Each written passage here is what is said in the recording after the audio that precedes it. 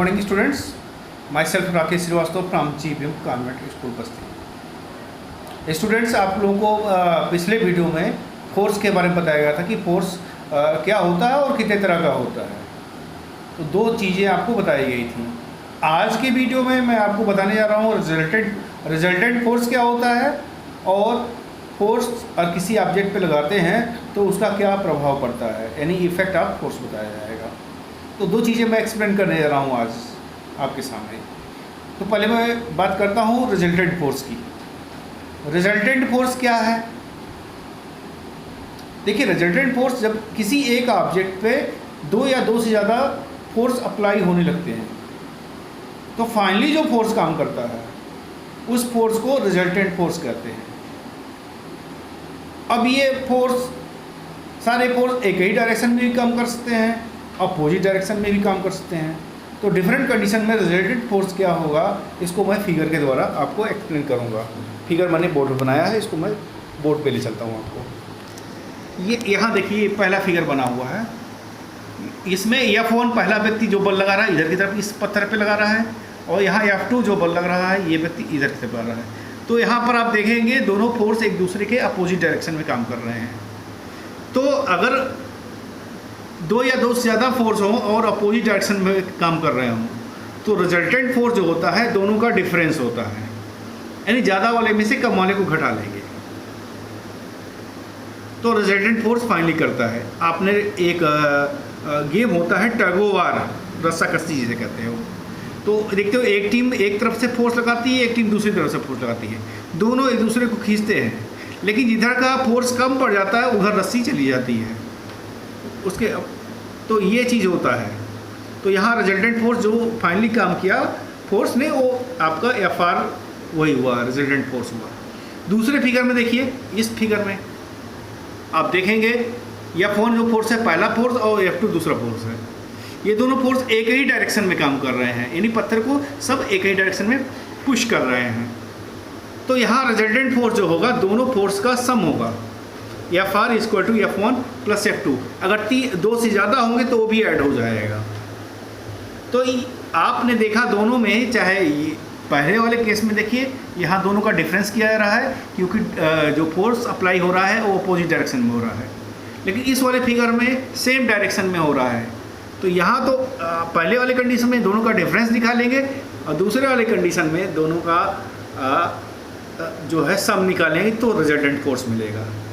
तब भाई resultant force क्या हुआ? रिजल्टेंट फोर्स वह फोर्स है जब किसी ऑब्जेक्ट पे दो या दो से अधिक तरह के फोर्स अप्लाई किए जाते हैं तो फाइनली जो फोर्स काम करता है उसको रिजल्टेंट फोर्स कहते हैं। ये रिजल्टेंट फोर्स है। अब रिजल्टेंट फोर्स हो गया। अब मैं बात करूँगा फोर्स का क्या इफेक्ट होता है। अगर किसी ऑब्जेक्ट पे फोर्स लगाया जाए तो क्या इम्पैक्ट हो सकता है।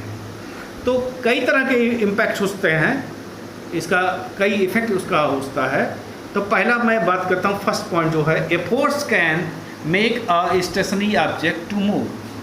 अगर किसी ऑब्जेक्ट पे हम फोर्स लगा रहे हैं और वो वस्तु रुकी हुई है, देखिए ये 5 इफेक्ट ये जो दिए हुए हैं, 5 पॉइंट दिए हुए हैं, ये 5 असर होता है, 5 इफेक्ट होता है। ये आप अगर इसको आप स्टिल करके रोक लेंगे, आप अपने शॉर्ट नोट में इसको लिख सकते हैं, इफेक्ट ऑफ फोर्स। तो इसमें लिख सकते हैं, if we apply a force on any object following effect can be occur. तो पहला है, first point, a force can make a stationary object move. Stationary object क्या होता है? रुकी हुई वस्तु। अगर कोई रुकी हुई वस्तु है तो फोर्स लगा करके उस ऑब्जेक्ट को मूव करा सकते हैं या मूव कराने का प्रयास कर सकते हैं, कोई ज़रूरी नहीं मूव कर जाए। जैसे मैं एग्जांपल दिखा रहा हूँ, ये बुक रखी हुई है, ये आप देखिए ये बुक रखी हुई है और इस बुक पे मैं फोर्स लगा करके इसको मूव करा रहा हूँ, ये मूवमेंट में आ गई। तो ऑब्जेक्ट ये मूवमेंट में आ गया। तो स्टेशनरी ऑब्जेक्ट को मैंने क्या किया, पहले स्टेशनरी थी, रुकी हुई थी, इसको मोशन मिला दिया।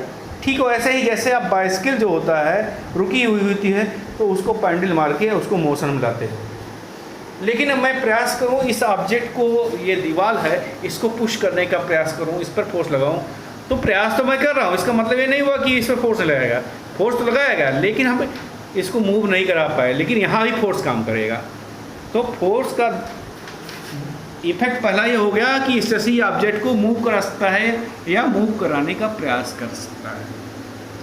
सेकेंड पॉइंट है ये force can make a moving object to stop. उल्टा काम, कोई ऑब्जेक्ट अगर जो है मूव कर रहा है, चल रहा है, तो फोर्स लगा करके हम रोक सकते हैं। आपने फुटबॉल में देखा हो, फुटबॉल को आ रहा हमारे पैर से, आपने रोक दिया, उसको रोक दिया, तो फोर्स लगाया पैर का आपने ना। तो चूंकि वो फुटबॉल जो था मूव कर रहा था, तो आपने रोका उसको, पैर से आपने फोर्स लगाया, तो मूविंग ऑब्जेक्ट को रोक सकते हैं। ठीक वैसे ही जैसे बाइसिकल चला रहे हैं और आपको रुकना है तो ब्रेक लगा देते हैं, तो ब्रेक लगाने का मतलब उसको फोर्स लगा रहे हैं। तो इसका जो आपने समझा कि इसमें मूविंग ऑब्जेक्ट को रोका जा सकता है या रोकने का प्रयास कर सकते हैं, कोई ज़रूरी नहीं है रुकी जाए, लेकिन रुक भी सकता है। तो दूसरा पॉइंट हो गया ये force can make a moving object to stop. Third point पे है ये फोर्स, थर्ड पॉइंट है ये force can change the motion of moving object. तो अब देखो, मान लो साइकिल आप चल रही है, साइकिल से आप जा रहे हैं और आपको स्कूल के लिए लेट हो रहा है या घर आने के लिए लेट हो रहा है, तो आप क्या करोगे, पैडल तेज मारोगे, फोर्स बढ़ाओगे जिससे उसकी मोशन, उसकी स्पीड बढ़ जाए। तो आपने मोशन में परिवर्तन किया कि नहीं उसके, या ठीक हो ऐसे ही अगर आपको स्कूल जाना है या घर जाना है, आपके पास बहुत टाइम बचा हुआ है, तो आराम से जाओगे, तो आप पैडल को स्लो डाउन करोगे, वहाँ स्पीड को स्लो डाउन करोगे। तो स्पीड को घटा और बढ़ा सकते हैं फोर्स लगा करके किसी मूविंग ऑब्जेक्ट को। जैसे क्रिकेट में है, बॉल आ रही है, उसको खूब तेज़ मार देंगे तो बहुत तेज़ी से उसमें फोर्स ज़्यादा लगाया, तो इसलिए बॉल तेज़ी से मूव करेगी। हल्के बल्ले लगाओगे तो वो बॉल स्लो मूव करेगी। तो इस तरह से आप ये समझ गए, ये force can change the motion of moving object, यानी उसकी गति को परिवर्तित कर सकते हैं, उसके जो गति है।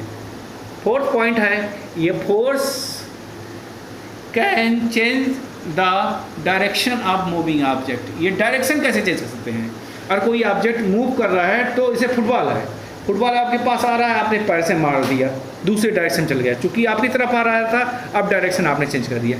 क्रिकेट में है, बैट्समैन को देखिए, बॉल जब आती है तो वो अपने बैट से प्लेस कर देता है, उसकी डायरेक्शन को चेंज कर देता है मनचाहे डायरेक्शन में। तो ये डायरेक्शन चेंज हो सकता है। आप कोई भी आप एग्जाम्पल ले सकते हो जिससे आप देख सकते हो फोर्स लगा के उसकी दिशा को परिवर्तित कर सकते हैं अगर कोई ऑब्जेक्ट मूव कर रहा है।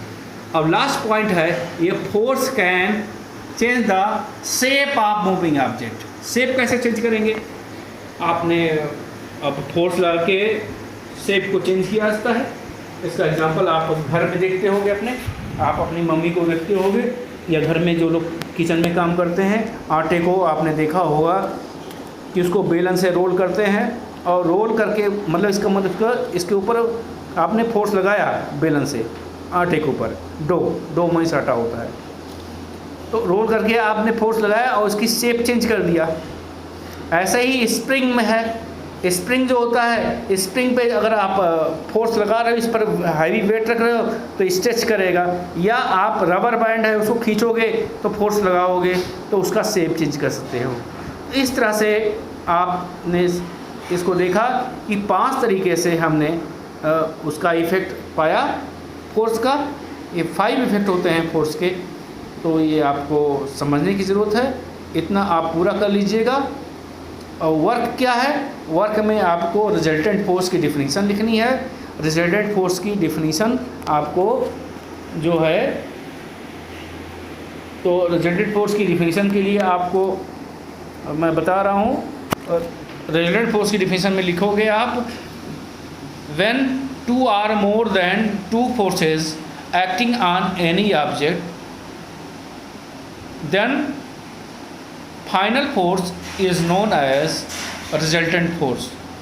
और रिजल्टेंट फोर्स के बाद से ये फिगर जो मैंने दिया है, अभी दिखाया है पत्थर पे, उसको आप बना लोगे, ये आपका रिजल्टेंट फोर्स का हो जाएगा।